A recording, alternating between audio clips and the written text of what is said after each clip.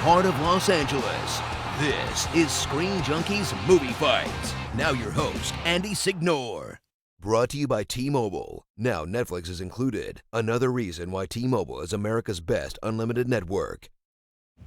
Good afternoon, movie fights! Welcome to a very special 80s themed movie fights. I'm Alicia Malone, host of the show and author of the book that's out now called Backwards and in Heels, available on Amazon. Sorry, I had to get that plug in. But today we're going to have so much fun because we're going to be talking about some great fights, including who gave the best performances in the 1980s, what movie was the most influential, and which 80s film could work just as well today as it did back then.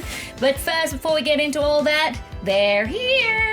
Let's introduce our fighters. The sportos, the motorheads, the geeks, the sluts, the bloods, the wastoids, the dweebies, and the dickheads all think she's a righteous dude. Host of FX Movie Download and a Movie Fights favorite, Sasha Palreva. I am so excited about this. This is so great. First of all, I'm super stoked that you're hosting. I love it. Second, that it's just 80s all day. I Like, know. we all win because we're going to talk about some of my favorite movies ever, and I cannot wait. I cannot wait to hear what you guys have. Second up, he's the writer of Harley and Ivy Meet Betty and Veronica. He has a head for business and a bod for sin, and there's nothing wrong with that, Mr. Mark Andreyko. Yeah! Take that line, Mark. Now he's ready. Yeah! Let's do this!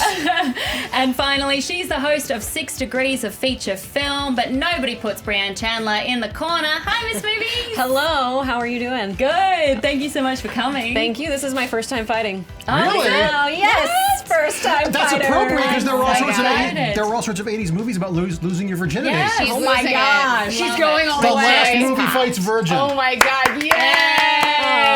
I will be gentle with you. And where we're going, we don't need roads, but we do need a fact checker. So from Fandango, please welcome Jack Hines. Yay! Hi guys, how are you all today? Show me your glove, Jack. Oh, you want to see my hand? Yeah, You see my material. I made you wear something, so thank you for didn't playing make along. me. I wore it for you, Okay, Alicia. good. Thank you, I appreciate it. And on the fan cam, she's about to see things you people wouldn't believe. It is Candace Smith. Hello. Hello. Welcome. Very glad I got an excuse to wear my colorful clothing today. Yes, thank you so much for dressing up. I really appreciate it. So a quick rule reminder before we get started. It's about creativity, it's about passion, it's not, which I personally think is the best choice. And so just have fun with it, you know? Let's, you don't have to be afraid, be very afraid of movie fights. I'm going to keep going with these. I love it. Let's get into it. Roll the clip. Hear the music. What a lovely day! Are you not entertained?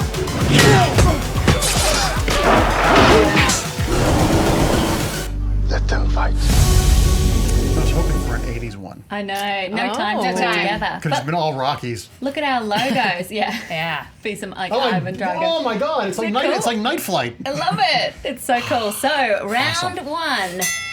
What 80s movie, which never got one, actually deserved a sequel? We're going to start with you, Sasha. Please tell us your choice and your opening argument. All right.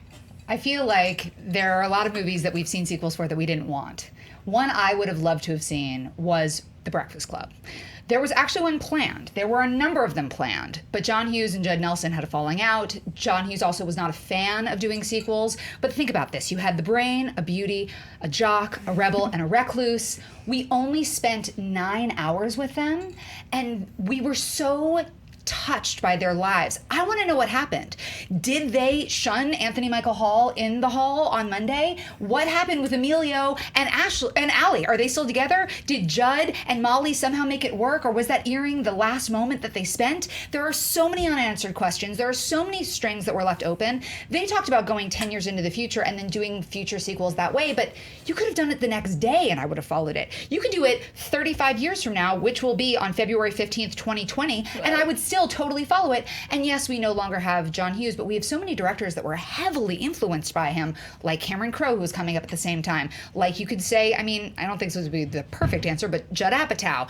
But why not get Cameron Crowe out of that horrible sort of Elizabeth shittown, aloha world that he's been living in, take him back to the stuff that we loved so much, or get Chris Columbus. Chris Columbus, who hasn't done a movie like this in a really long time, I would totally watch that. But even if they don't, when I think about the movies that left me with a million unanswered questions, The Breakfast Club is number one. Love it. Claire. Claire. What kind of name is Claire? Mark. I picked something that should have been a franchise, and I think there were rights tie-ups, so I think this was almost announced a couple times, but I picked a cult movie called The Last Starfighter. Because The Last Starfighter, if you want to see how to do a Green Lantern movie, do The Last Starfighter. It's exactly everything Green Lantern should have been. And it ended with Lance Guest, who played the lead kid, and Robert Preston in his last performance before he died, who was also so wonderful in Victor Victoria, and he was the original Harold Hill and the Music Man. But it ended with him starting up the starfighting group again, and it was made for a part 2 coming out next summer. And also, it was one of those movies that is a big budget special effects movie, but it has so much heart because it takes place on Earth for most of it. He lives in a trailer park with his divorced mom and his little brother, and it's almost a character piece. And then when they bring this otherworldly part in, because he gets recruited by playing the video game, and aliens are checking the video game to see who gets the best scores to be their pilots, because why not? But it just sums up. It feels very much like a Spielberg movie, but not trying to be a Spielberg movie. It's one of those movies that you could watch with all your family, from your grandfather down to a baby, and they would all enjoy it for different levels. And it's really been kind of forgotten and deserves a renaissance, because I think we see so many movies that are wall-to-wall special effects these days, and this was a movie that you cared about the characters, thus the special effects made the story more important if they weren't the story. Love it. Brianne. My choice is Big Trouble in Little China. Now, I'm going to give a little bit of a spoiler, because at the end of Big Trouble in Little China, we see that there's a monster on the back of the Pork Chop Express, and Jack Burton has no idea that it is there. So I want to know what is going to happen with that monster. I saw this for the first time maybe 2 years ago, and I was just shocked that it ended in this cliffhanger, and there was no, solution. I thought, where is the next movie? Why didn't I get another movie? Why can't I find out what happens? What is he going to do now? Is he going to get home? Is that monster going to be with him at home? Is it going to sneak up on him at some point? Is it going to meet his family? Does he have a family? There's so many questions about Jack Burton in general. I would love to see him take on this beast. Is there more than one beast? Awesome. Open argument. Go for it. Well, you talk about this is a film that should have been a franchise. This film kind of is a franchise. It's Guardians of the Galaxy. It is Green Lantern. How many space operas do we need? At a certain point, it's like, But okay, are we talking about we've it right seen now, this. or are we talking about it back then, is my question. Judgy, Lady Judgy? Okay. Because Let's say back then. Okay. What should have gotten a sequel? Yeah, So then- you still had Star Wars. You still had. We were about to go into you've got Back to the Future. You have so many other films. You've got that's like Flight of the saying that- Navigator. You've got War Games. But that's like comparing Beverly Hills Cop to Serpico. They're both about cops. No. Breakfast Club, we had Porky's. No, you can say we had Porky's Stand is By a sex Me. romp. Breakfast Club is this deep story about these teenagers that remains one of the most influential teen comedy dramas of all time. And it wrapped up in a nice little package, was so I perfect. don't We need to don't know need what anymore. happens, because I don't want to be depressed Are you kidding about when me? they hate each other come Monday and they don't talk to each other again. Yeah, There's no way. You honestly don't want to know what happened. I do not tell wanna you what know. happened. Anthony Michael Hall became an alcoholic because he was a closeted That's not homosexual. true. Actually, Judd Anthony- Nelson No. gave Molly Ringwald crabs. Not true. And then According Emilio Estevez to- got Ali Sheedy pregnant. They both Untrue. dropped out. According to the deleted extra scene Yes, where the with the janitor janitor. talked about it, actually Anthony Michael Hall was extremely successful. And He was a stockbroker, talking but he about had the- a heart attack, so he at died. 35, because Maybe he was they're at working his so funeral. Still hard. closeted. He was working so hard to achieve the success that To cover so that up with he his could- closetness. He's not closeted, so people would like him. I feel like it's still a movie that talks about relevant issues. Nobody cares about going to space. We have 1 million people going to space, but everybody deals with high school, and everybody deals with confronting who you really are as a Yeah, human nobody being. likes space. What are the top grossing movies of all Mark, time? what do you think of Brian's choice? Big Trouble in Little China. I've never been able to make it through Big Trouble in Little China. Big Trouble in Little China and Buckaroo Banzai are two movies that have cults that I just don't respond to. That doesn't mean they're bad. It's just not my cup of tea. I feel about Big Trouble in Little China, though, that all these 80s genre movies that were on the lower end of the scale all ended with a cliffhanger, like wishful thinking. Like there was a movie called Sword and the Sorcerer that said, this guy will return in the heart of demons or something. And You're talking about movies I've never heard of. Exactly, but these lower budget movies, it doesn't feel like they earned a sequel. It felt like they were saying, please, we want to come back in 6 months. And I just think that The Last Starfighter, like I said about Spielberg, how it has a Spielbergian touches, it's a human story, the same way that E.T. is about a family, this is about a family. And I think it humanizes. We see so many space movies that are all set in the future or different galaxies. This makes it relate to us. Not in the 80s, we didn't. Flight of the Navigator was present day. War Games was present day. War Games isn't an alien invasion movie. It's about a video game. It's about a computer and the missile defense system. But this is about a computer game that brings aliens to America so that they can find a great fighter. And War Games was about using a computer game to find a great fighter and fight a fight that people didn't know they were fighting. That's a stretch. That's a stretch putting them in together. And as far as Big Trouble in Little China, I feel like it's the Kurt Russell effect, but we got Escape from New York and we got Escape from LA. I think that... Yeah, Escape from LA is the biggest warning sign about why we shouldn't have a Big Trouble in Little China too. And there's so many things about that movie where... First of all, maybe it's just because I'm watching it through the vein of now, but do we need another white savior movie in the Asian culture? Oh, do we need another movie about 4 rich white kids in Chicago? Have to be Yeah. Obviously, people still want to hear this Judd story, Nelson too. wasn't rich. Yeah. Well, he deals drugs in the sequel, so he's super rich. And ultimately, I do think The Breakfast Club is an amazing movie, but I think it is much like The Graduate and much like a lot of other important movies like that. We don't need a sequel. What we imagine those kids' fates are is going to be much more satisfying than anything that was ever written. It's the curse of knowing too much about characters. I don't want to know if John Bender's in prison. He's not in prison. But that's what happened in that epilogue that you were talking about with the janitor. That was cut because it no longer was applicable. I think that there's wait a minute. It's no longer applicable, but you said I couldn't think about Anthony Michael Hall. So you guys pick a side. Okay, here's my side. You guys are saying that you would like to... John Hughes, who was one of the greatest directors of the 80s. Curly Sue. Who wanted to do films every 10 years with this cast, who saw that as a vision. This is the guy who gave us Ferris Bueller's Day Off, who gave us 16 Candles, and who gave us The Breakfast Club. You're like, nah, your vision kind of sucks. Is that what you're telling me? No, I'm saying that that's all. No, I absolutely did not say his vision sucks. I said that movie is perfect, the way it is, so and that we don't need sequels. One. Anything else would diminish the power of that movie. I think you're completely wrong. That's like saying The Godfather didn't need a sequel. So, Brianne, I want to hear. Did you see part 2? Did you see part 2? One of the best sequels ever. What do you think about Last Starfighter? Oh, The Last Star. Okay, so here's my question because I can't remember, and this is a movie that I saw maybe 2 months ago. So I want to know: does he leave his girlfriend behind? I can't remember. No, he comes back. He comes back after they defeat the Armada. He comes back and takes her with him. Okay, so it's just them she's two. Join, so is the story and his little brother is left on Earth, and the last scene we see is the little brother playing the video game. To get up there. So you come back for the sequel. If not that Lance Guest back then would get a lot of money, but if he was being difficult, you have him get killed, and the brother takes it on, and you just expand that universe. Then do we call it The Last Starfighter? That's what what's the sequel title? Well, you can change the titles. We didn't call Star Wars 2. We called it Empire Strikes Back. Which one are we talking about? Okay, well. So the title change is insignificant. So a subtitle underneath. Yeah. Okay. So final thoughts about why each of yours deserved a sequel back then. I think that you had 5 of the biggest stars of the time. You had one of the greatest directors of the decade. There was only, like I said, 1 day spent with these characters. They lived entire lives. I want to know what else happened. I think we deserved that. I still would like to see them. When I saw them get together at the MTV Movie Awards, I was like, yeah, this is so exciting. Their stories are so relatable. Everything about what they're talking about, everything about what they deal with, I think is a template for not just teenage life, but human nature in general. And anything that John Hughes would have given us, I know would have been brilliant, and I feel deprived that we didn't get to see Mark, Last Starfighter. Well, I didn't know we get to pick the directors for our sequels because that changes things. If John Hughes if John Hughes made a sequel, he created it, so it's his to mess up the same way George Lucas did with the prequels to Star Wars. You can't complain about that because he created all that stuff. If we're allowed to pick directors, that's a whole change of the story, but that wasn't the question I got. Okay. So Last Starfighter feels like the one that has the best of both worlds. It's got special effects like this and some really great performances, and like The Breakfast Club, it's got a really human story underneath all the big outer space stuff. It's about this kid trying to find himself and dealing with his divorced mom who's kind of a wreck and trying to figure out what his place in the world is, and now he finds a place in the universe. I think this is the best. This movie is a bullion cube of what's great about a lot of the 80s movies. All right, Bianne. Cube, very nice. Well, I just want to say that the story of Big Trouble in Little China and Jack Burton is one that we continue to come back to.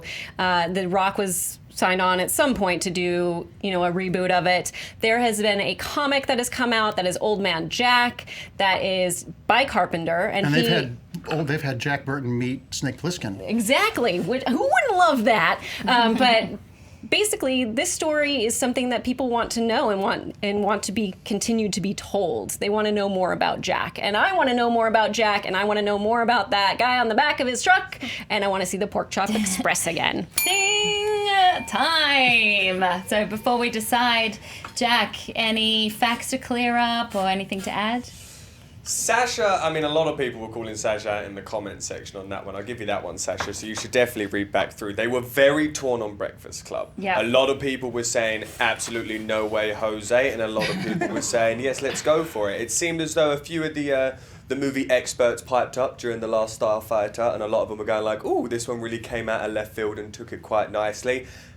But according to the comments, I think Big Trouble in Little China is a lot of people agree, and people would love to see the story of Jack Burton. However, everybody's very mad nobody brought up Spaceballs. Oh, yes. Spaceballs. Spaceballs is That's so one that good. we've been wanting for a while. God, it's a great movie. All right, well, I feel the need for Speed. choose a winner. The need to choose a winner. That's what you're supposed to say. We stepped on the joke. Damn it. I know. Sorry. No, I set it up that way.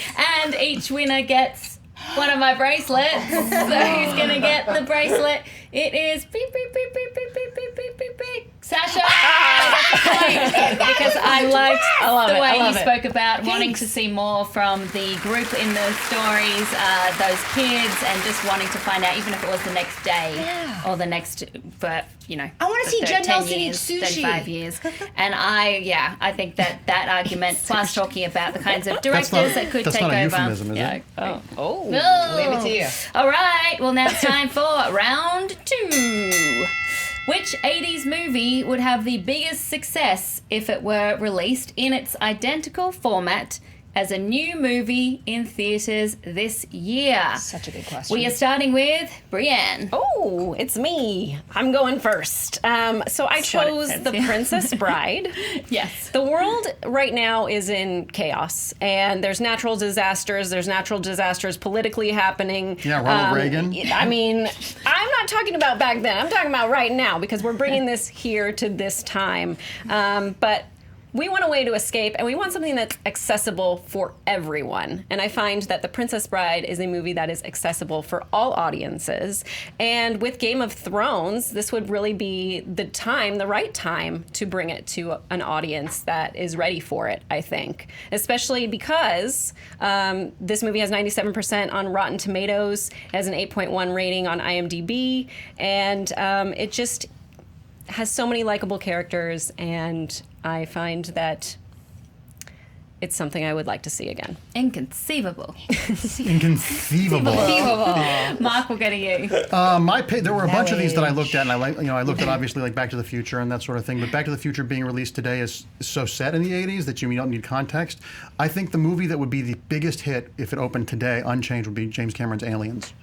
I think that much like you said, we're in political chaos right now and the world's very tense. The success of it has shown that that's a reflection of our own nervousness. Horror movies tend to do well when there's times of great unrest, with Night of the Living Dead back in the world during Vietnam and stuff like that. So this is a funhouse ride and a haunted house ride, and it's terrifying and it's scary, and it's got great performances all the way around. Paul Reiser's great in it. The late Bill Paxton is fantastic. Michael Biehn, of course, Sigourney Weaver, who got the first genre Oscar nomination maybe since Frederick March got nominated from Dr. Jekyll and Mr. Hyde in the 30s. That was a huge deal that she got an Oscar nomination in a stupid outer space movie. And that movie still holds up because Cameron used so many practical effects for those aliens. It wasn't CG. You saw how bad CG could be in Alien 3, the Fincher version, because it wasn't real. But in this, these actors are acting opposite. And this movie, like you said, has a lot of heart to it. The whole maternal thing. In one of the cut scenes from Aliens, we find out that Sigourney Weaver's daughter died of old age when she was coming back from outer space. That was for the whole Newt thing. But all that stuff, Lance Henriksen, get away from her, you bitch. I mean, the whole movie is because it's set in the future and set in an alternate world, it is not dated at all. And every single character in that movie has a backstory. You look, even if they don't tell it to you, they're played with such authority that it's the best of both worlds. It's this great rollicking science fiction horror film, and it's a movie with this character study. It's a war movie as well. It's one of my favorite, if not my favorite, James Cameron films. Awesome. Sasha? So everybody's talking about how the world's in chaos, and with something like it, we really need escapism that is part of the emotional catharsis of a horror film. There is no better horror film than The Shining. And to prepare for this, I rewatched the trailers for all three of these movies. And when you watch The Shining, every single shot holds up. Every single moment holds up. You're looking at it and you can think of it as a film that was just shot as a period piece. That it was just a director's choice, sort of like if Wes Anderson had a severe mental breakdown and came back and decided to do this twisted, crazy film. But you look at everything from the carpet, which is still so iconic, to the moment where you see the twins or the red rum. It is still so scary. Nothing about it feels dated. Nothing about it feels like it's lost step with the times. It is profoundly frightening. So if what we want is emotional catharsis, there is nothing better than Kubrick's Shining. All right, open forum. Okay, so I just want to know, how would that work? How would taking Aliens and putting it into this time work in terms of the franchise? Are you saying we're getting rid of everything, or does Alien 3 now become Alien 2, and then Resurrection become the third one, and then Prometheus? No, the question was, what movie, if we lifted it from that original release date and released it the same film exactly today? But we still have a franchise that we're working with. I know that you're moving it, but at the same time, we still have cohesiveness. You've also got a lot of bad will. You've got a lot of like, hey, remember Covenant? Hey, remember. Also, we already did. Wait. That wasn't the question. The question was, what individual film moved today, if it was released today, would be a big success. It wasn't about sequels. It wasn't about... Well, if we're going to talk about that, you both have issues with CGI. Because yes, he did a lot of practical effects, but you know that if Cameron ever re-released Aliens, he would get his grubby Avatar paws all over that Once thing. again, not the question. It was releasing the exact same film today. And the exact same film today looks dated. It does. And I love The Princess Bride. And your but especially film in a hotel of orange and avocado doesn't look dated? No, it looks like it's a choice of a it's a period piece. period piece. Exactly the way that like the Grand Budapest Hotel is. The clove But when cigarette you talk about Yes. Game of Thrones, in a world where we have Game of Thrones, I actually don't think that you could release The Princess Bride, because when you look at like the cliff climbing moment, it's almost like a Batman throwback. And I'm talking the Adam West Batman. When you see the fight sequence on top of the cliff, it looks like a high school play. There are so many moments, and I love this movie. But you think that like the Carol Kane, Billy Crystal makeup holds up in 2017? It doesn't. That's not really the point of that movie. The movie's a fairy tale and everything's heightened. It's heightened, but and it's I'm also arguing supposed for your to movie because I'm just so... At no point, when you have, the Lord of the Rings of this world, audiences wouldn't buy into it. They'd be like, that looks incredibly cheesy. They wouldn't buy into it. Yeah. But if you look at The They're Shining... also going to not buy into The Shining because Stephen King is on Twitter, and you know what? He's going to be like, I don't like this adaptation. I'm not okay with this adaptation. That means that audiences would go crazy for it because they'd be like, there's controversy. I actually know the quote Stephen King said about that movie is, Stanley Kubrick's version of The Shining is like a shiny new car with no engine. So when the creator of that is alive and talking smack about it, I don't think people are going to go, oh, the guy who wrote this book we like, I'm going to go see the movie that's nothing like it. People love faithfulness to the book. How many books are actually faithful? How many times do you find the source material actually paid homage to? Well, The Princess Bride is faithful because William Goldman also did the screenplay. Great. That doesn't have anything to do with the visuals. That has to do with the story. What I'm saying is you can say that Stephen King was like, blah, blah, blah, I'm so angry.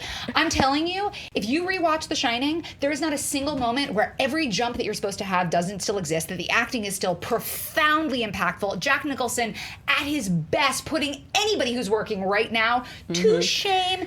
And the look of it, you have to think about the visuals.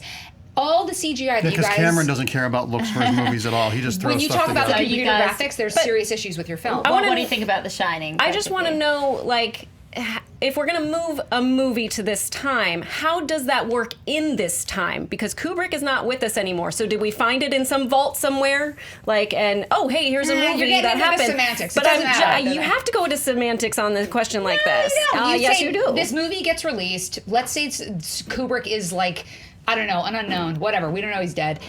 if you just look at the movie, if somebody just found this footage, this is a found footage situation, and you unspooled all 3 of these movies, do I think that all of them would have an impact? Absolutely. I think Aliens would probably be more successful than The Princess Bride.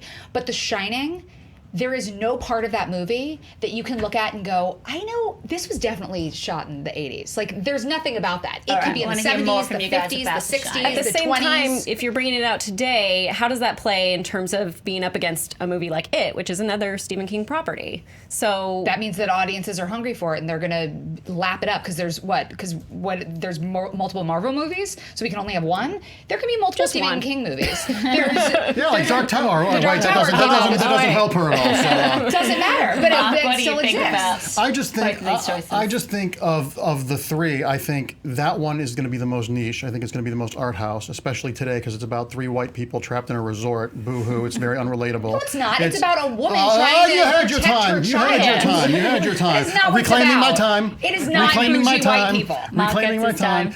And I think that You are not a black I, woman. I think that Aliens. Despite what you think. I wasn't saying that. I can reclaim my time. That's something you're allowed to do in that Not bougie space. white people stuck in a Alright, ski anyway, resort moving on, protecting moving her on. child. Go ahead. Aliens was the biggest hit of these 3 when it initially came out, and still holds up today. And it's a roller coaster ride kind of movie that people want. The Shining is legitimately a scary movie, but it's a hard R movie. It's a very disturbing movie, and that's not going to have the sort of success that it would have. Deadpool. Deadpool and The Shining are about the same The Conjuring. as hamburgers and ice All right, cream. Brianne, final thoughts. I feel like with Aliens, though, we see that with Avatar, and we see some of those same visuals. So then we'd be seeing those again, which would. But you're getting in the be weeds about the release. You know, I and the gotta get in the timelines weeds. and How stuff. else am I going to bring you down? I love all your notes, by the way. But I do want to say, you know, this movie, The Princess Bride, teaches us something that is long lost, and that is that good things come to those who wait. Inigo Montoya waited 20 years to finally get to the 6-fingered man, and Wesley and Buttercup had to wait 5 years apart. I don't know why he didn't send her a letter or something, but you know what? I feel like that's a skill that we are not seeing anymore on camera. Ding time. Jack, any facts to check? What are people saying online? People are lighting up the YouTube comments. I will go word for word on the quote, though, for That's you, great. Mark. Give me a split second. Where did I put it? How you doing, Candace, over there? You enjoying it? That one gave me a lot of laughs. Okay, so in 1985 interview with Craig Moderno, Stephen King says, it's like a great big gorgeous car with no engine in it. Gorgeous. I forgot Word off. Gorgeous. Gorgeous is important. And also somebody, JD on YouTube, did say that The Shining would be received similar to the way Mother has this year. Oh, interesting. Candace, what do you think about which know. one I would was you like to see? I was hoping someone would bring up Mother. Not that they're the same, but I think people are very turned off to that right now of like being perceived as artsy. Aliens, I watched for the first time last year because I finally convinced myself it wasn't too scary. Did for you me. enjoy it? I loved it, and it Yeah. didn't seem decades old at all to me. So, Alrighty. yeah. So, yes, I had my quote as inconceivable again, so I'll forget that. It's time to pick a winner, and who gets the Do you want to lovely... use Mowage? Maui. Mowage. She gets the lovely lime green. Have fun storming the bracelet. castle. I think the person that gave the most compelling argument about why this movie would be a success if it were released today in the wider sense of the term is Mark and Draco. You get the lime green. Is that going to fit? That's It's like a I'll put it somewhere else. Okay. In my pocket. All right, so that Filth. means 1 point to Sasha, 1 point to Mark. Brianne, still not yet to go on the board, but don't worry, we've got plenty of time because we're We're up gonna be to here for round hours. 3. Round 3. Just one, guys. What was the most influential popular movie of the 80s? And Mark, you get to start. There were a handful of them, and I think that when my two competitors reveal theirs, I think that all of these are influential, which is always great. The best movie fights are always when all the movies legitimately have when they're close like that. Yeah. But I picked a movie that not only changed the pay structure in Hollywood, it broke down the walls between TV actors and film actors, and was the most influential action film maybe of all time, which was Die Hard, because you saw that was a movie where people knew who Bruce Willis was kind of from Moonlighting, and then they went and saw it, and the movie just brings you in. Everything that they didn't get in the sequels right, they got right here. The everyman, caught in this situation, dealing with his wife, the whole movie with Even Though the Terrorist was about him getting back together and bringing his family together. It was, once again, family is so important in these movies of the 80s. There was such a strong message about it. And if you look at all the other movies, the action movies that came out for 10 years after that, it was Die Hard on a boat, Die Hard on a farm, Die Hard on a spaceship, Die Hard on a mountain. Every single movie. The only thing that was homaged more than Die Hard in film for 10 years was morphing after Terminator 2, where it was in everything. Die Hard is one of those action movies that is not only exciting and thrilling and visceral, but the script is really great. You've got the late I'm blanking on his name. Alan Rickman. Thank you. Don't help. Sorry. Whose performance, much like Sigourney Weaver getting an Oscar nomination for Aliens, he should have gotten a Best Supporting Actor nomination for this movie. So great. When he falls and Bruce Willis sees him and he goes, "Oh, I'm one of the American guys," and Bruce Willis gives him a cigarette, and you don't know if Bruce Willis knows he's a spy. There's so much small cleverness within the script and the characters to go with the big blowing up stuff. The stuff with Reginald VelJohnson and the Twinkies and Argyle, the chauffeur. Bonnie Bedelia was great. The smarmy guy who gets shot. There's so many real characters in this movie, and thus when you have real characters, the circumstances are real, and you really feel when these characters get hurt or get injured. And it's just an all around great movie that you can watch, and it's like one of the best Christmas movies of all time as well. Alrighty, Brienne. All right. The movie that I selected, I did a lot of notes on. I called Scott Mance. Wow. I really this. La La Land came out last year. Yeah, it did, didn't it? But this is Blade Runner, and Blade Runner, as we know it, did give birth to tech-noir subgenre, and it shows the gloomy Los Angeles of 2019, and it's pretty accurate to what it is today if you look at LA Live in downtown. And it gained its popularity mainly on home video because at the time it didn't do so well at the box office. It was up against E.T.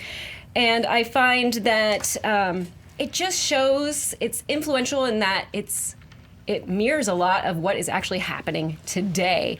And it was voted best science fiction film ever made in a poll of 60 eminent world scientists conducted in 2004 by the BBC News. And it's been cited as an inspiration in style and story for Ghost in the Shell, as well as Battlestar Galactica. And I could mention every single movie that it's ever influenced, and we'd be sitting here for quite some time. But it was also selected for preservation in the U.S. National Film Registry in 1993 and is frequently used in university courses. And it's one of the most musically sampled movies as well. Good choice, Sasha. These All are all right. great choices. These are really by the good way. choices. So I'm going to throw out some buzzwords for you guys. Okay. Psychological complexity, dark tones, a gritty retelling. How many of those words get movies greenlit these days? All of them. And where did it start? In 1989 with Tim Burton's Batman. If we're talking about true influence, you would not have The Dark Knight if we didn't have Keaton's tortured Bruce Wayne or Nicholson's incredible Joker. We would not, up until now, you have to remember that Batman was kerplow and like, and it was tights, not Kevlar, not armor. Everything was primary colors. It was pop. This changed everything. Also, you're talking about TV guys going to film. Keaton was a comedy guy who nobody expected to see in this kind of role. And what does that sound like? That sounds like Marvel's model. That's what Marvel has now done with Jon Favreau, with Robert Downey Jr., with Taika Waititi, etc. It also changed how merchandising and marketing was done forever. The movie made insane money, but the franchising made $500 million in 3 years. And that's what was like actually licensed, not what was just bootleg. They created a different way to market film, to make film. And if you want to talk about influence, how about every single DC and Marvel film that we now get across every year? How about all of the TV empire that is on ABC and Netflix for Marvel? How about DC's, literally, there's one show a week on CW because of Greg Berlanti, and it all started with Tim Burton, 1989, Batman. Hey, open for him. Okay. Oh, just because he turned off the lights why are doesn't you mean on that he your did phone? anything You can't different. Google, bro. Why are you Googling, bro? Ding him. He can't Google. You just Googled. I got you cannot my dealer just got some good Colombian rose Oh powder. my God. All right, whatever. We're sitting here. Everything that you said about Die Hard is totally true. That is why Die Hard is a good movie. That is not why Die Hard is the most influential movie. And I love Blade Runner, and I can't wait for Blade Runner 2049. But you're like, it was the inception of tech noir. Because there's so many tech noir films that we see. coming like out. The Matrix. That's 3 movies. Give me some more. Those weren't influential. Gosh, I mean, I could go what? Those weren't- Minority Report, Fifth Element, Terminator. I mean, these are all So very I'm much gonna go tech-noir. with Definitely the- Terminator. How about the $17 billion made by superhero movies in the last 15 years? Yeah, but you're forgetting a couple of things with that. One, you said that Tim Burton brought this dark Batman. He did. Actually, Tim Burton didn't. He read Frank Miller's The Dark Knight Returns and Alan Moore and Brian Boland's The Killing Joke, and those were direct influences on his movie. And that was literally going to be, that is one of my notes, faithful to the source material, which had not been done before. No, Thank you for making my argument for me. That's exactly right. Tim Burton was like, oh, I'm taking You don't this think dark Donner had influence a great and then taking Simon, that. go ahead. What were you going to say?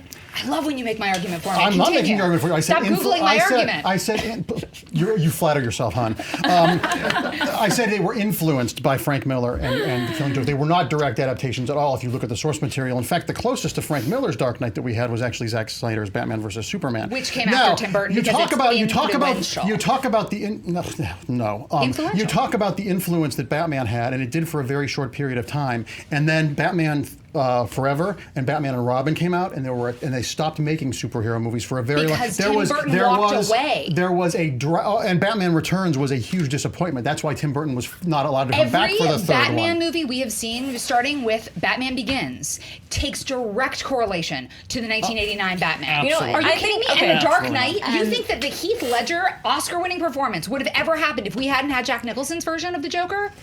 No way. How can you say that? That's ridiculous. You have no idea because his performance Because wasn't we got his performance because we wasn't got Jim Carrey's The Riddler, so I can make a direct. It's like there's this, and then there's this thing that's good. We got whatever with Schwarzenegger. What was he? The Iceman, the Snowman, All right, the hard this is models? all real cute and what do you everything, think but you about know what? Blade Runner? I think Blade Runner, art direction-wise, has influenced us greatly, and I think the dystopian Yes. future and the rain and the rust, which I hope we don't ever see again because it got done to death. So I would like to see a Happy Jetsons future for once, because everybody's rusty and wearing dirty dungarees in the future thanks to that fucking movie. I think the movie's better. I respect that movie more than I enjoy it. Watching that movie, it's not a great movie. It's kind of dull and kind of dry, and it works. There's a reason it took off at home video because it works better at home because it's a very small noir story. I think of all these 3 movies, which one would I want to watch the most, and which one would I want to that's not the question. and which question is influence. This one, Die Hard influenced an entire genre. It And changed only the a entire genre. And yours only influenced a genre, whereas most Blade powerful Runner genre. influenced all of film, as well as filmmakers. Name and another film that the is a world. direct correlation outside of the Children Matrix. of Men. Kenneth Turan of the LA Times called Children of Men the Blade Runner of the 21st century. Okay, so I've got Batman, the Justice League, Black Panther, Wonder Woman, Thor Ragnarok, Iron You cannot Man. include the Marvel movies Yes, in you can. talking about an influence There of had not been a superhero movie like this. Oh my The God. last Batman was in the 80s. You have to literally go to 89 to actually see Can that we there team can up? be a crazy Can temple. I want to hear just final thoughts about Die Hard, influence the genre, anything else you want to add to that? Well, she's just going to cut me off, so I'm not. Go ahead. We're playing Okay, your time, Brianne. Boo-Boo. All right. Well, the reason why Blade Runner is the most influential is because it is the clearest view of what the world would look like and does look like. Artificial intelligence is on the way to getting to this point, and it's terrifying. And this movie may be the reason why we question moving forward with artificial intelligence in the real world. Woo! Jack, that's what you're going crazy during that. Well, yeah, I'm not gonna lie. Personally, a lot of the things I strongly disagreed with what Sasha was saying. You cannot Stop trying to implement influence the Marvel vote, Jack. and I'm not the only one saying that. A lot of YouTube saying so as well. But on Twitter, I'm going to catch up real quick on the last 2 rounds. On the first round, watch 80s movie that never got the most deserved sequel. Big Trouble in Little China wins it with 43%. Yay. Second place is Breakfast Club on 32. Third place is The Last Starfighter with 25. Round 2, biggest success, Aliens, 43. 30% for The Shining, 27% for The Princess Bride. It's pretty pretty close. close. Yeah. All These of are all them have pretty been tight. very close so far. They've all been very close, like within 10. Because they're all really good movies. Well, it's the most influential popular movies of the 80s for this round. Do you want that now, or do you Oh want wait, to wait? You'll I wait got to for that remember one? to come back to you. Let me know. So I just had a free-for-all on YouTube. They saw were like, that. this was the best fight ever, like, blah, blah, blah. People were just cracking up. So. It was so entertaining Oh, and and it was 411 million that Batman made, not 500. No. It was in Marketing and merchandising. Between 1989 and 1992, it made $500 million in merchandising off of just the things that it licensed. All right, so whew, that was a tough round. All really good choices. You know, I like what you said about the genre, because Die Hard is still being referred to as Die Hard on a thing, Die Hard in I want to space, see Die Die Hard Hard on in. a farm. Yeah. You should write it. Sasha, you spoke about, you know, bringing back the psychological aspect of Batman and making a darker tone, and also the creation of Michael Keaton, and as he went from this comedy guy to another serious role. But the person that gets the little bracelet here Black. was Brienne. Yay! Black, because you pointed out wider than just the film industry what kind of influence Blade Runner has had, the way it's been taught in university courses, the way that it has influenced so many movies right down to Children of Men, and of course we have another Blade Runner coming out soon. So I think that everything you said means that it was the most influential popular movie of the 80s, according to your argument. I've done Scott Mance proud. Yeah, you have. He's going to love that. Words I don't ever want to hear. Scott, you know I love you. I wonder if in the sequel to Blade Runner they have all the companies that don't exist that were in Blade Runner. Like I know we see Atari, but I wonder if all those other companies like that were in they seem to have using like Pan Am Airlines. I got to and see stuff. it, but yeah, they seem to be using ones that aren't, So it's an apart old- from Sony. Sony's in there a lot. Blah. Needless, should we Of course say. they are. So that means that we got 1 point to everyone, which means it could go anywhere. And Brienne will have what you're having, because that was a good round. Let's go to round 4. Have to insert my quotes. What mediocre 80s movie? Oh, sorry, Jack. Sorry, this is my bad. Who was the poll on Twitter? Who should be sorry? Sorry. Don't I always forget apologise this. to me. Over on Twitter, our poll, we had in last place with 27% Blade Runner. Oh. Second How place dare you. with 31% Batman. And Yay. first place with a whopping 42% Die Still Hard. really Audience close. Speaks to the demographic. It's still, again, very close. And I always forget about the audience polls. It's not like a Apologies, 12% audience. and then everybody else has got like 70%. All right, let's go to round 4. Which mediocre 80s movie has benefited the most from nostalgia? Sasha, we're back to you. We're all getting ready for the hate for our choices. Oh, yeah. The internet, Sorry, you're going to have okay a lot with to that. follow on right. Twitter. Yeah, never read the comments. So Just my this is a advice. film that didn't just speak to 80s nostalgia, it also spoke to 50s nostalgia, which was a really big thing in the 80s, and that is A Christmas Story. A Christmas Story, which, again, if you also want to think about nostalgia, this film's trajectory is so fascinating because it was released right before Thanksgiving in 1983, and no one cared about it. And then they started showing it on television. And it was owned by Turner. Ted Turner owned it, so he put it on his channels, TNT, TMC, and TBS. And he would just show it because he needed something to fill holiday time. And people were trapped at home with their families and needed something to Yes, they escape are. with. And it became this movie. And it became so successful just because of people's experience of it that now there's 24-hour marathons of it. And people quote it all the time, like constantly when I get something in the mail, I'm like, Fragile, it must be Italian. And it's because of this not that good movie that had no big stars. It was like this random Canadian production. And somehow, because we've grown up and it was just forced down our throats, we have memories of it at the holidays. We think of it at Christmas time. Like, I bet most of you guys don't know that there's a movie called My Summer Story. I do know that. I'm My in- husband was up for a part in that. I'm in that movie. Okay, What? We gotta talk Jack, later. go to Twitter because I want to know how many people know about My Summer Yeah, Story. that's the from sequel. Get off your I'm phone! going to show you the You picture are of me in the cheating, Mark movie. Andreyko! Mark Andreyko and your stinking phone. I'm telling you, these are the only 2 people in the world. But before we had Netflix, before we had Hulu, before we had 500 channels, we needed a holiday movie, and it became this, and it's really not that.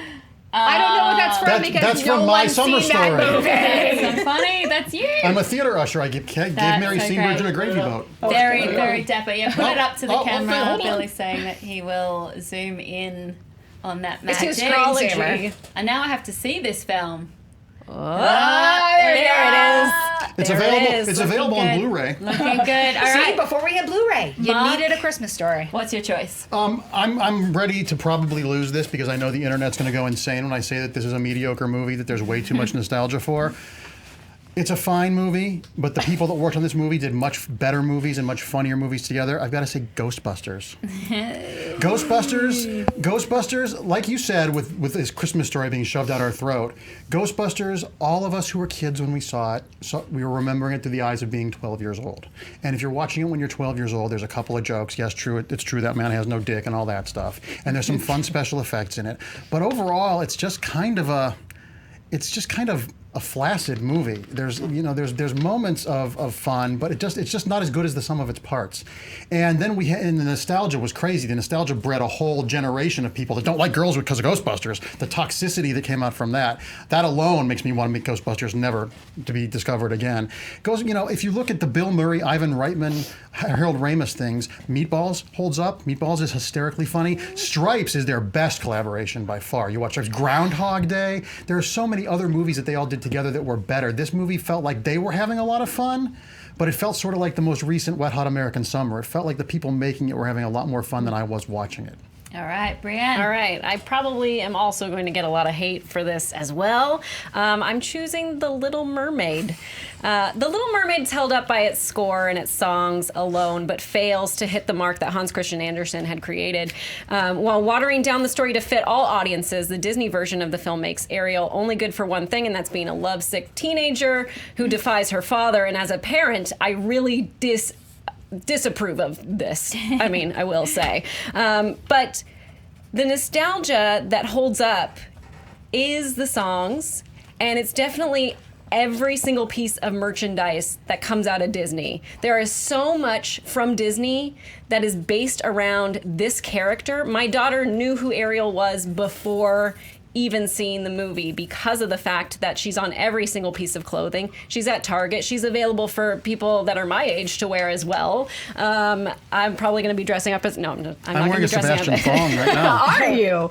My goodness. There's parades, there's rides, there's Ariel's Grotto where you can go and have dinner with her, which we have done. Is it a seafood restaurant? It is a seafood restaurant. It's a seafood restaurant. Sebastian! And Le Poisson, everyone. Oh, Louis is probably there preparing it as well. And the musical, which took the stage in 2007 and closed in 2009, having over 600 performances. So there's a lot that goes along with this, a lot to sell merchandise. And the fact that you get two princesses in one is great for Disney. So you get, the fish Ariel as well as the on-land Ariel. So there's a lot of toys to be sold.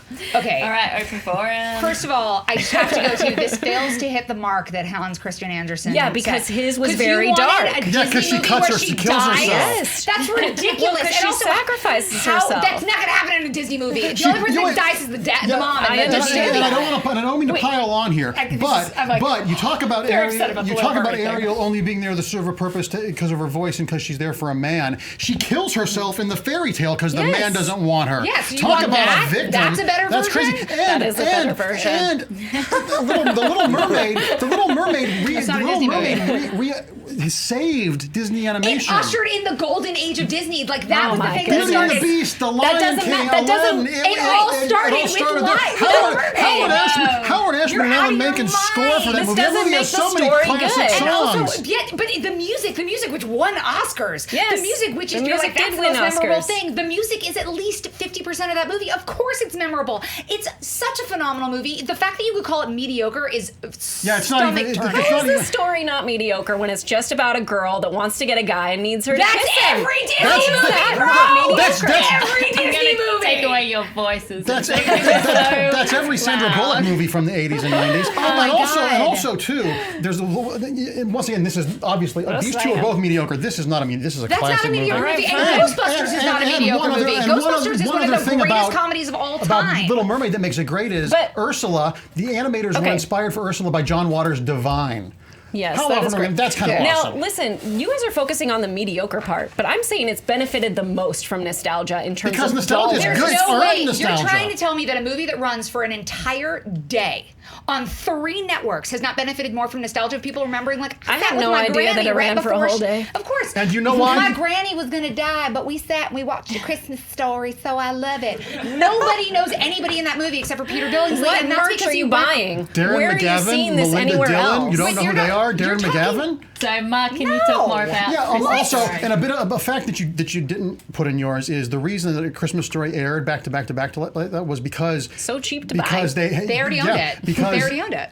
Because So for, it's for a cheap. time, It's a Wonderful Life was thought to be in public domain, and Turner aired that for 24 hours a day. And then they found out that the copyright was still intact, and that's why it only airs on NBC now. Because Turner was like, well, I can't have that Christmas movie. What Christmas movie do I have? And he reached into a bucket and put it on there. Exactly. That is random, and it's a mediocre movie that somehow we've had jammed down our throats, and now we have come to love. We can quote. But how has it benefited from How the has it nostalgia? benefited? Nobody would have ever found this thing. Yeah, but- it was gone. It disappeared. It's not like it's something that But we talk nostalgia, about all the time. but because, Every Christmas, but people because, talk about it now I'm gonna constantly. talk over you. Other But than that. let me get something in here. Get it in. Let Mark talk. I know this is the decade of ERA and everything, but can a white guy get a break here? It's a joke. Calm down. so Internet. oppressed. Well, I'm gay, so in the 80s that was not a good thing. The thing about A Christmas Story is with nostalgia means, oh, I'm remembering something. I have happy memories. This is on every year. There is no nostalgia for it because it's never been away long enough to get nostalgia. We see it all the time. Ghostbusters is an influential movie that has nostalgia for it, but go back and watch it, and it's just not, it's a fine movie. It's perfectly enjoyable, but it doesn't deserve this cult of personality All that right. it has around it. Brianne, can you talk about Ghostbusters and why you think that choice I mean, was Bill Murray not right? alone. I don't know. I don't know how it's Did you see considered to be. Bill Murray alone, The Razor's That's Edge? it. We're just gonna go with that. I Gosh. mean, the National Film Registry has it because of its cultural and historic significance. Yes, it's something that we saw when we were children. So does that. That's been... A Christmas Story is in the National Film Right, Registry. you know why? Because it was on television. No one remembered it. If it had just come out in It can't be on 1983 every year for 24 hours a day and no one remember it when everyone knows that that's the thing they do at Christmas. Right. There can't be Because nostalgia for it everybody- because it's the never thing been away. everybody does at It's the Christmas. opposite It's of the nostalgia. thing everybody All right. does at Christmas. I just and want we to hear remember a it little for 20 bit years. more about Nostalgia. Ghostbusters. Phil feel like- Leixers is some of the greatest comedians and one of the best comic directors coming together and making a film that changed everything. There wouldn't have been the uproar over the all-female one if it hadn't been fantastic. People wouldn't have cared. It would have been forgotten. But the fact is, you cannot have Harold Ramis. I mean, I'm not going to go through the whole thing, but Brianne? I feel like Ghostbusters does benefit most from nostalgia, but I don't feel that it is a mediocre film. So I think you have one piece of the puzzle. All right. And maybe you think I have one piece of the puzzle, and that's fine. Look at this stuff. Isn't it neat? how can you say Jack, that? Don't say too much of it, you'll have to pay for singing it. Disney, otherwise I'll start singing as well. do it. That one was quite funny. You guys had some very strong opinions and very educated points of view. On YouTube, we have Sasha, A Christmas Story coming in at 45%. Mark with Ghostbusters. Oh, I'm not going to. Can I That's tell you okay. now? I'm going That's to tell you now. all It's right. too Do it late. now. Mark Do it Ghostbusters now. I think I know what I'm 36%, doing. and Brianne, The Little Mermaid 17%. I already have my answer. Yes. What was mine? Please, there's a please on the end of that sentence. Yeah, Jack. Governor, Please, Seth. 30, tuppence for the poor. 36%. And what was mine? 42. 45. 45. Candace, what's your thoughts? Who would you choose? I mean, I think Sasha, we were mirroring each other's faces during that a lot. I mean, so- you can't talk And smack I about tried, the Little Mermaid I tried with a having redhead. an open mind. Yeah, I tried having an open mind with those two, but they couldn't convince me that those were mediocre films. Benefiting Right, from what nostalgia. about, That's why I Christmas got red Story, hair. I know so many people that have that stupid leg lamp and they haven't even seen it. They're like, yeah, it's that old thing and that movie, and I want the lamp. Wow. And Jack, who would you go with? I'm for Personally. Ghostbusters and Little Mermaid are favourite films of mine. So I've never seen A Christmas Story, so I'd So have it to doesn't go. matter. It's on in 24 hours on TNT. It's on 24 If hours. you're so an go. American now, you're going to see it a lot. You'll see it. Well, they're not going to catch you because you're on a mission from God. I'm going to go with Mark and Draco. Because although I personally do not think that this film is a mediocre movie, it is not about my thoughts. And the thing that I didn't hear was enough of a smackdown on Ghostbusters. So I thought that you guys successfully brought each other down. but I didn't hear enough about why Ghostbusters wasn't a mediocre film. Like You If I won the feel like coin it's so toss, good. by the way. So you went for it I and had you did Ghostbusters Oh, did you? also. Oh. Yeah. All right. I thought I was the only one that felt that way. So that means we have Sasha with 1 point, Mark with 2, and Brianne with 1. And we totally go going to lose into this number last 5. So, bing, bing. Who gave the overall best performances from the 1980s? And we are going to start with you, Brianne. Oh, excellent. I'm going with Meryl Streep. Let's just talk a little bit about her. She had 11 films come out in the 1980s. One was released each year, 2 in 82 and 2 in 85. She had 6 nominations, 1 win for Sophie's Choice. She was nominated for The French Lieutenant's Woman, Silkwood, Out of Africa, Ironweed, A Cry in the Dark, and Sophie's Choice. And this was her prime. She was in her 30s when this decade was happening, and so she was getting some really great opportunities to play different characters. And I also learned, in terms of her prime, let me go over some of her other decades. So in the 70s, she had 2 nominations, 1 win. In the 90s, she had 4 nominations, 0 wins. In the 00s, 4 nominations, 0 wins. In the 10s, up to now, she's had 4 nominations and 1 win. I feel that this was her personal best. And there is a article that was called. She was on the cover of Newsweek, and the cover said "Rise to Stardom." So this was really her time. I also learned from your book, Backwards and in Heels, Alicia, that once she hit 40 in the 90s, that's when she started getting other offers for roles like as witches and the older women, and she just felt like that was kind of when maybe things started to go a little bit downhill for her. All right, Sasha. I already won. Oh, sorry, I'll go for Mark. Meryl Streep is absolutely a great actress, but I think of the actor who gave the best performances of the 80s, including what is arguably on most critics' list the best performance of all time in film, is Robert De Niro. In the 80s, he started with Raging Bull, did King of Comedy, which is my personal favorite Martin Scorsese film. If you haven't seen it, go watch King of Comedy. It is timeless. I just saw it at the ArcLight with Jerry Lewis. It's fantastic. He did The Untouchables. He did Terry Gilliam's Brazil. He was in Midnight Run, one of the best underrated comedies of that decade. He was in Angel Heart, playing the devil with Mickey Rourke. It was just a great performance. He was also in Once Upon a Time in America. When you have a guy like De Niro, who is arguably equal to Meryl Streep as far as awards and accolades and nominations and that thing, Raging Bull is a masterclass. I don't know any actor who hasn't watched Raging Bull to see how he did that, how he immersed himself. Now, talking today, all these people have become kind of pale comparisons of themselves. I mean, he did Rocky and Bullwinkle, and he's done whatever the last 12 movies he did. Meryl Streep is doing a sequel to Mamma Mia. She also did She-Devil in the 80s. So it all balances out. But in this decade, Robert De Niro's roles are so diverse. And once again, if you have a guy that can do Midnight Run, Raging Bull, and The Untouchables, and King of Comedy in the same decade, the versatility there is just unheralded, and he is one of the patron saints of actors. All right, Sasha. So here's my thing. I feel like both of you guys are like, I can literally go through a million decades and I could be like, well, Meryl Streep is the best actress of the 90s or the 2000s or of the 70s. And I could say the same thing about Robert De Niro. I can go through their filmographies and I can always argue that they gave the best overall performances. When I thought about this, I thought about somebody who literally had one peak and then it turned into Spin City. And that is Michael J. Fox. And I am sorry, but you cannot tell me that Marty McFly is not one of the best performances of the 80s. Yeah, we could talk about Harrison Ford, but he also had Star Wars, and then he did all kinds of stuff now, and he's still living his dream.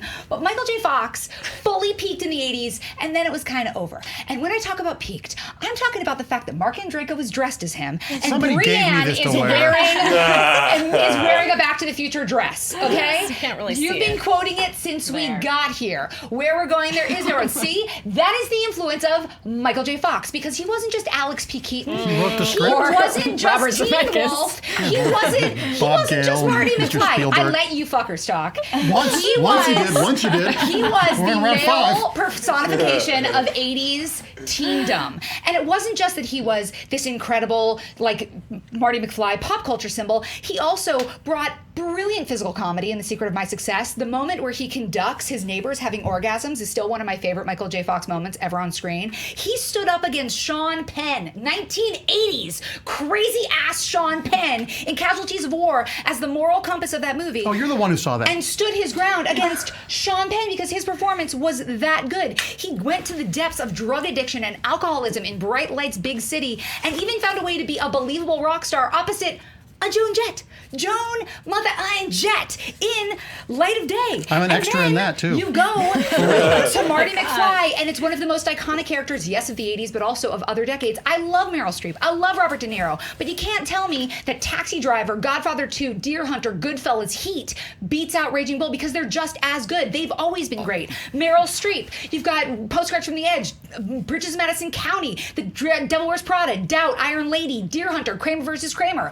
Michael J. Fox has ruled one decade. Exactly, and that's the question. I'm going to dive in here. Not even the full decade. I'm going to dive in here and talk to Sasha for a couple of things. One, she said, she opened her argument with Michael J. Fox could do one thing and did one thing well. He gave a performance as Marty McFly. I didn't say that. it. That's not what I said. Reveal the tape. You said that Rewind at the beginning of your tape, question. I said he had one decade. No, I didn't say he had one thing. I said he had one decade. You said one All right, thing. Mark. Fact check. Then after that, you jumped on to all these other movies that he did, so I didn't know if he could only do one thing, Marty McFly, or if Nope, he's this 'cause you're versatile actor. misquoting me. Never even heard of those films. Misquoting me. Two, the way she presented her answer to the question, she said Marty McFly. That was her whole thing. That is a performance. That's not what I said. performances. I said Casualties of War. You're At the misquoting me end repeatedly. of it, you did. At the end of it, you Dude, changed I your talked argument about, completely. No, I didn't. I said he created one of the most iconic characters, hence the fact that you guys are dressed as it. And what I said was... That's not 'cause of him, There though. are people who went on to great things. There are people who have had incredible careers. When you think about the 1980s, people who peaked, people who truly personified that decade... Are you telling me that you think Meryl Streep personified the 1980s? Because I don't think so. Well, you think once Robert again, De Niro that's not the personified question. the 1980s? When you're judging and that's a question you ask, we can answer that question. Who Yeah. personified the 80s? This was who That's gave not- the best performances, The best of the performances. 80s. Okay, And Raging so let's Bull talk about is emotional our depths. No way, man. Taxi Driver is so much better than talk to Raging every Bull. film critic in the world. All right. Mark, what did you think about Meryl Streep? I think Meryl Streep is a phenomenal actress, and I think that Meryl Streep is, especially in the 80s, was really great and had a lot of stuff in the 90s. My problem with Meryl Streep is that, and this is a fault of the industry, that she played a lot of accents. She played a lot of ethereal characters, Fault of the characters, industry. and she brought so much to it. Sophie's Choice is one of my favorite movies of all time. I watch it once a year. It's a beautiful, powerful, just cathartic movie. But as far as like when you talk about actors in the 80s who had impact, Raging Bull is always up in the top 2 or 3 with Citizen Kane on these lists of best American films ever made. And Robert De Niro's performance is cited by you. Show me an actor who hasn't seen it, and I'll show you someone who doesn't know how to act. All right, Brienne, what do you think about Robert De Niro? Well, I feel like Robert De Niro's decade that he really came into his own was the 90s. I mean, I would completely really? disagree with that, yeah. Because I haven't seen like half of these films from the 80s. He didn't win any so- Oscars in the 90s. But he did But he Goodfellas and was- Heat in the 90s. And he was Heat's not a nominated good for movie. Awakenings and Cape Fear. So he had more nominations there than he did in the 80s. No, I he like didn't. Cape Fear He better, had right? 4 nominations, 5 nominations in the 80s. For what? He was nominated for Raging Tell Bull. me. He was nominated for The King of Comedy. He was nominated for The Untouchables, and he was And for a nominated. 5-minute performance. I mean, I know it's a Dench won an Oscar. nomination. Judy Dench won an Oscar. Anthony Hopkins won an Oscar for being I'm in just 50 saying. Years. So, but what you're basically basing this off of Raging Bull, and that's it. Well, Raging Bull is the way to start, and then the rest of the 80s, the diversity of the product that he did there, the diversity of the roles. All right, and what do you think about Michael J. Fox? Yeah, Fran. Oh, Michael J. Fox. I mean, I really loved him in that TV movie Poison Ivy, and I wish that was, Is that the a summer camp theatrical one? release. Wait, I thought Yes, that it was is. the Drew Barrymore one. No, that's a different film. Oh, wow. That you're remembering. It was But a is summer camp it's a film, summer and- camp, and yes. Skippy And from Joe, Family Ties was in it, and Joe- from Facts of Life was See, in it. they remember it You because know that's what? how good he is. No, I remembered Skippy and, Yeah. and There's nothing. Nancy McKeon. I love Marty McFly. I love that performance, but it's one performance. And that's really all I notice him for from the 80s. All right, final thoughts, Sasha. What do you think about their choices and yours? Okay, I think that Robert De Niro and Meryl Streep, you literally talking about lifetime achievements, and you can pick Right. any decade, and they've given incredible performances. I think we're totally devaluing the fact that one of the hardest things for an actor to do is be simple and be true and be like somebody who you want to welcome into your heart. All of these are very showy parts. Michael J. Fox, when he's Alex P. You don't think Keaton, Silk he Wars just is had to simple? do like that's Cher's movie. He just had to be a yuppie, and somehow he cracked open America's heart, and everybody wanted to be his friend. Everybody wanted to be his boyfriend. Everybody wanted to know him. Everybody wanted to be near him. There is something about simplicity that I think you guys are overrating, and there's also the fact that it wasn't just that he was Marty McFly. Underrated. Bright Lights, Big City is a very dark, really tormented movie. Casualties of War. It is so difficult to be the emotional centerpiece of a film, and that's a dark, brutal war movie with Sean frickin' Penn All right. chewing scenery. Mark. It's harder Well, than you think. If those performances were so profound and so groundbreaking and connected with so many people, why did those movies make $0 at the box office and no I one don't talks think about that's them? zero. Jack, can we get a fact check on $0? And I'm not going to undercut Back to the Future because Marty McFly, Back to the Future You're is one of, dressed is like one it. of the best films of all time and one of the best scripts of all time. It's a way to make a crowd-pleasing movie. But, as you said, it was one great performance, and everything he did beyond that was various degrees. And when he tried to go too far outside of it, it was Bright Lights, Big City, which is an interminably dull film, or Light of Day, which even though I'm an extra in it, is an insufferable film. And Meryl Streep, Meryl Streep has been consistently good since the 70s. She has had a couple of Yeah, but she didn't come into her own she's had until the 80s. I mean, the 70s, she had you those get your time. few roles. Get your time. Okay. She is still today, even though her choices are less interesting, she's still a really great actor. De Niro peaked in the 80s. He had all that great stuff in the 70s. And then you have, once again, Raging Bull is the pinnacle of his career. And then you have Midnight Run. You have him seen doing comedy. You have King of Comedy. You have him getting Oscar nominations for 5 or 10 minutes in a movie. It was just the peak of his performing powers. He had a couple of hits in the 90s, but the rest of it has been Meet the Fockers, 16. Brienne. I think that Meryl Streep is the peak of her in the 80s, and especially with Sophie's Choice, where she did the choice scene only one time, only one take. She said it was too painful and too emotionally draining for her, and she wasn't going to be able to do it any other time. And just to be able to get it all in one cut, not only with her, but the other actors around her, and for her to make them feel that they, that she could carry this and that, She sounds difficult. Oh, sure. But that, I lost what I was going to say. But I do want to fact check myself because that Newsweek headline was a star for the 80s and not rise to stardom. So I just wanted to make sure I fact check myself. Good work. All right, Jack, fact checker. How What you many gotta say? awards did you say De Niro won for Raging Bull? He won Best Actor for Best it. actor. Yeah, I thought you said that. How he many won times he was 4. nominated? He was nominated for 4 He in was the 80s. in the 80s for an Academy Award. No, he was only nominated for. No, he was Should not. be nominated. Yeah. I think he was, It but will yeah. take me longer to go through it, but for an Academy Award, all I have is him 1 for Raging Bull. Well, he did get nominated King of Comedy. Yeah. For sure, yeah. That's right. What are people saying on YouTube? Do they have a consensus? This is a tough one as well. How real can I be with what people are saying on YouTube? No. Censor YouTube. Never read the comments. Never. Read the comments. Never. We thought the Ghostbusters one was going to be Oh, controversial. gosh. You do your choice, and then I'll give you Okay, cool. the breakdowns, the polls. Alrighty. Well, it's a tough one again. I thought you all had pretty good arguments about why they had great performances within the 80s, but in terms of talking about how diverse the performances were in the 80s, this doesn't help my judging at all, but Mark gets a point, which means you're on 3, you get a glove. Yay! So is it, Because I liked the way he talked about how Robert De Niro did so much within the 80s, because the question is overall best performances. Sasha, I thought, I love Michael J. Fox, but they I don't cut think I you understood the down. question. They cut you down on the fact that it was just one. And then Brianne, I think you had a good choice, but it was just about talking about what she did within the 80s that made her so special. Yes. So And that she had means two we kids have in the 80s. Mark on 3, Sasha on 1, Brianne on 1. Before we get to it, Jack, what was the consensus? What did you say De Niro was also nominated for in the 80s? It's all right. Let me We'll pull up pass that. IMDb. What's it? That is what I'm doing. Yeah, That's why King I'm of asking. Comedy. Then you scroll 'Cause down and it all says I have- awards. All I have for the 80s Click. is Raging Bull on 3 Well, different that's probably websites. who he won Well, for, he but I'm wins. sure. No, and nominations Oh, really? as well. Even on Wikipedia, the lot, it doesn't say that he was You've got nominated. Liar. fact checker, so yeah. Well, I'm the computer's the fact checker. Yeah, I know, that's what I'm Yeah, saying. yeah, On fact checker. YouTube, what we're saying is, let's go in last place with Brianne with Meryl Streep with 21%.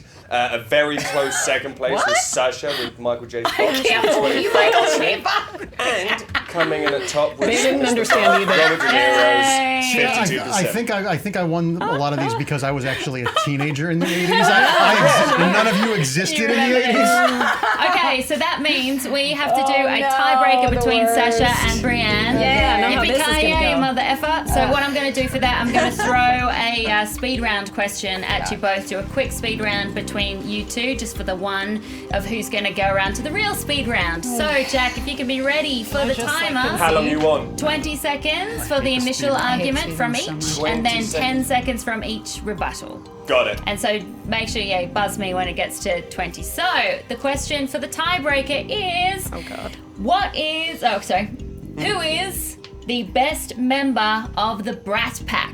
Molly Ringwald. Darn it. Emilio Estevez. All right. Sasha, you answered first, so 20 seconds to you now.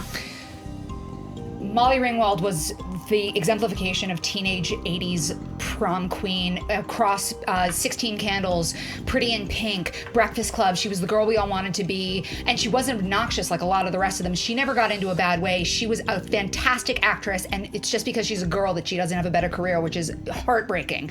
But when you think of her, she was the queen. All right. Brianne. And Emilio Estevez was the king. That's pretty much all I have. No, I was thinking about this more in terms of seeing him after the Brat Pack, so I don't know if that would Just argue work that, because yeah, I love best him in member. Mighty Ducks, and I find that I appreciate him in his older years as a producer and other such things. All right. And my time is up, and thank you. 10 This was fun. 10-second rebuttal. This thing. Sasha. No rebuttal. The Mighty Ducks has nothing to do with the Brat Pack. When you think about the Brat Pack, the person I think of is Molly Ringwald, and I think about her in all of her glory. Emilio Estevez was a supporting character at best. I think that Judd Nelson probably, or even Anthony Michael Hall. Anthony Michael Hall! All right. Brianne, 10-second I'm just going to rebuttal. agree with you, Sasha. All Thanks. right. You just don't want to go to the speed round. I mean, make that easy that's for true. me. So that means that Sasha, Mark, you are Yay. through to the speed round. Oh, boy. Whip, whip, whip. You know why Molly Ringwald's career hit the dumps? Because she's a woman? No, because she said in a Time magazine interview when she was on the cover, she insulted John Hughes, and that's when he stopped using her in movies. Because she turned 40 and then she got all the witch roles. Exactly. But Brianne, you don't have time to bleed because you're going to stay here and help me with this speed round. So let's get into it. This is your chance for 5 more points. You know how it works. In the event of an either-or question, whoever answers first will get to get that answer, and the other person has to, by default, take the other answer. First person to answer gets to go first, 20 seconds as your initial argument, 10-second rebuttal. Let's kick it off with the first question. What is the best John Hughes movie? Breakfast Club.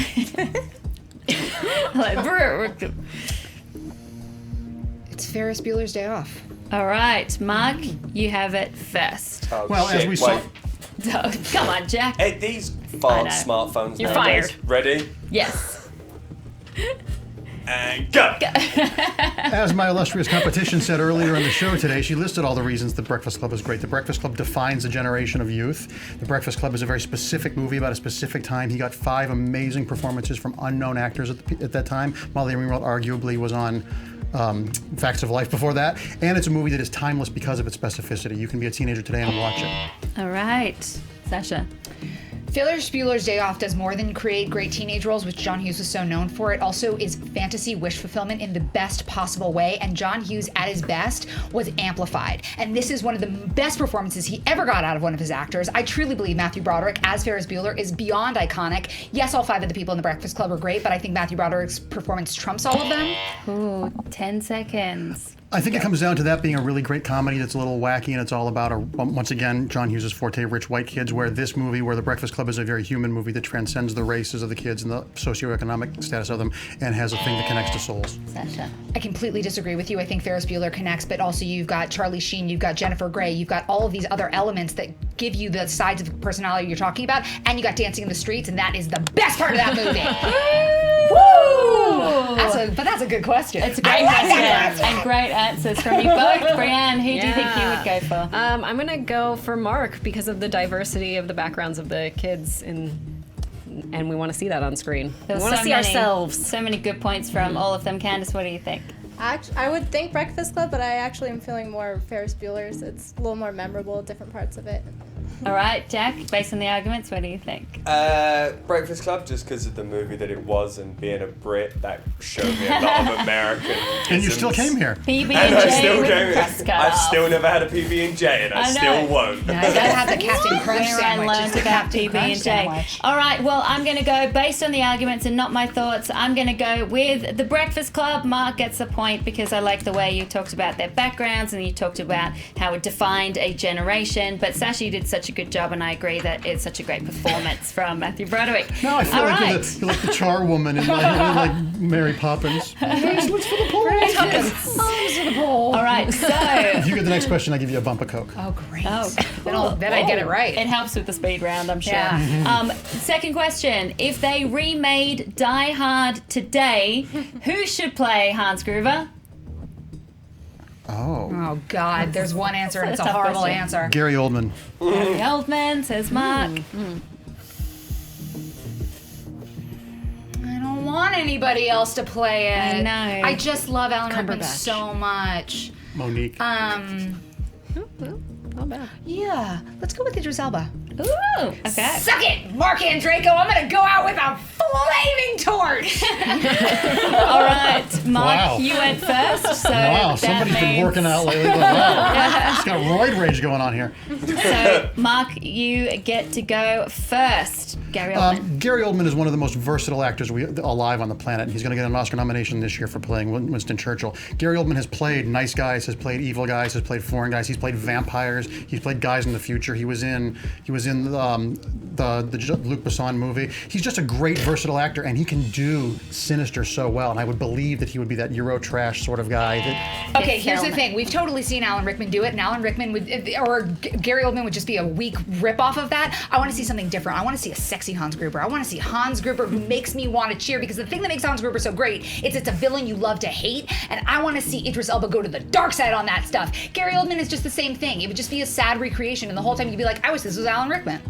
Wow, she sounded like she did a bump of Coke on that one. I think the blanket dismissal of Gary Oldman is the same thing, is in defiance of his great filmography, where he's done Sid Vicious and he's done Dracula and he's done Winston Churchill. This guy is so versatile. He would be evocative of the original performance, but he would make it his own. I think you're just racist and you don't want to see a diversity hire is what I think it is, and that's why I hope I get the point. Okay. Yes, Gary Oldman's great, but we've seen it, we've done it. Let's have something new. We need new blood, and Idris Elba is that new blood. Oh, guys, Jack, what are you thinking?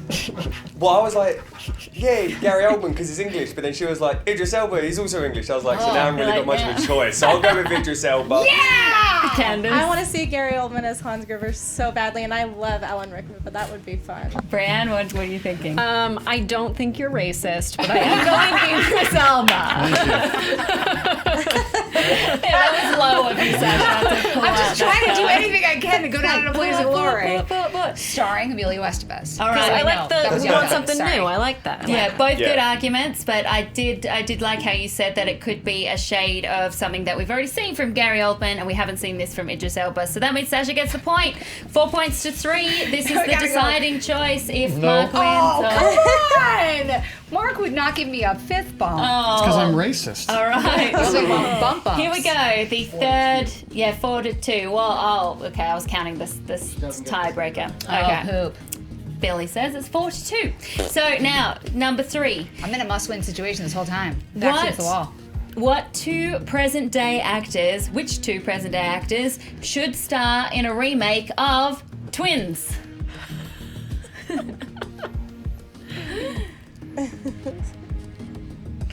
Two present-day actors Oh my God. in Twins. Think of Oy, the oy, dynamic oy. between the two. Oh, Kevin boy. Hart and The Rock. Yes. Oh, gross. That movie just makes me want to vomit And so it just was hard. greenlit the moment I said it.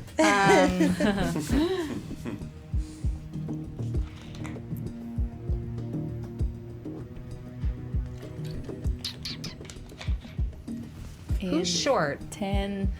I was going to say. Tom Cruise? Dave Bautista Oh. and Zac Efron. Oh, all right. Mark, you get to go first again.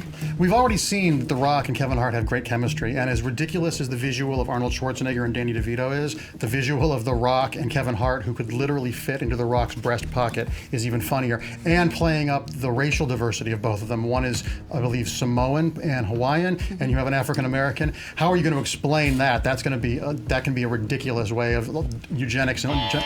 We've seen this movie so many times. We don't need to see it again. It would just be a retread. The thing about Dave Bautista is he's a really fantastic actor, which we see consistently in Guardians of the Galaxy. And Zac Efron playing his doofy brother would be absolutely hilarious. He's a fantastic straight man, Dave Bautista, and Zac Efron likes going to physical comedy, and that's the thing that I think we need. We already know what that movie is. Mark's movie's been done, and it sucks. Well, now she's being racist because I have a black man in my movie, Samoan. I think dismissing it because we've seen these two act together is counterintuitive because we've seen Martin Scorsese and Robert De Niro do movies together, and Tim Burton and Johnny Depp, and by throwing people away because they work together You frequently. cannot compare Martin Scorsese, and that's just off track. But the thing about Dave Bautista and Zac Efron is they would have great comedic chops together. They would bring a sexiness that we wouldn't expect, and I think Dave Bautista needs a star-making vehicle, and this could be it. Oh, Brienne. Ooh. I'm going Sasha on this one. I want to see something different. I feel like we've seen this one before many times. Central Intelligence, Jumanji. It's continuing. Yeah, what about you guys? Is What Kevin are your Hart in thoughts? Jumanji? So I'm a Zac Efron fan, like Man Crush Monday every Monday alongside Channing Tatum, and so they were my go-tos. That Zac would have Efron, been... Channing Tatum and However, Jonah Hill. a lot of people were That's the throwing Kevin Hart out of The Rock and putting in Peter Dinklage instead. On the interesting. YouTube chats, everyone Short saying people. Peter Dinklage that and The would- Rock. Candace, which one of those two would you like to see? I want to do the one more interesting, but Kevin Hart and The Rock have such a great chemistry together. Yeah, they are funny together, and I liked Central Intelligence for what it was, but I'm going to give it to Sasha because I like the way you talked about Dave Bautista needs a starring vehicle. so good. That's the only time anyone's ever going to say that. He's good. Wait to love Blade him. Runner Blade 2049. It's He's a so different good in role for Guardians. him. I love him. And the straight man, physical comedy, and sexiness as well. All right, so that means Mark 4, Sasha 3. We're on to We're gonna be here till question number midnight. 4. Comeback. Question number 4. Which 80s movie would be better if it were directed by Michael Bay? Oh, that hurts. Like I feel sick. Can we Wait, both abstain? Can we both say we don't want to answer Okay, that? do you want to go to the next one? Yeah. Okay, throw that one out. We both get a half a point for that. Explosions and Gremlins. stuff. All right. So, which two movie characters would you want to take a Ferris Bueller style day off with? But Two movie characters. Can you use Ferris Bueller or no? You can if you like. Wait, but any two movie characters Any we're two gonna have movie a characters From have the- a day off where from you the 80s? explore the world. We'll go from the 80s. Don't take my answers. Oh Music God. is Oh man. sinister music. Yes. Oh my God. Ah! She just What I'm would just you go? excited about it, but no, I'm gonna let him. Let's I'm see gonna. it. No, It's okay. I'm gonna give him some time. Tell me when you've got an answer. Okay, fine. Johnny Castle. Wait, no, keep going. Oh, That was I'm just already wrong. excited.